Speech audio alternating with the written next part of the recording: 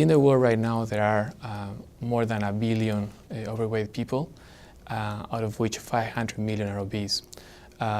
If we don't do anything about that, these numbers will double by 2030.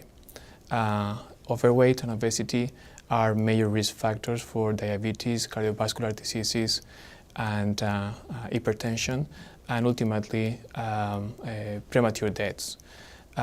They have very high economic costs associated with medical costs, absenteeism, and lower productivity.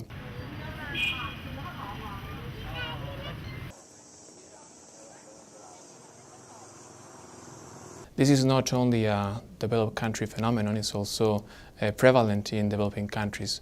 In countries like, for instance, India, China, Brazil, Mexico, Turkey, or Russia. And it is important because poor households typically substitute food for less nutritious and cheaper foods, which are filled with empty calories.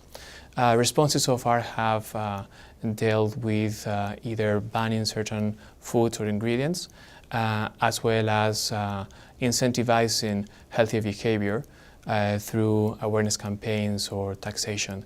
But still, we need to do more to integrate both domestic and global policies to stop this epidemic.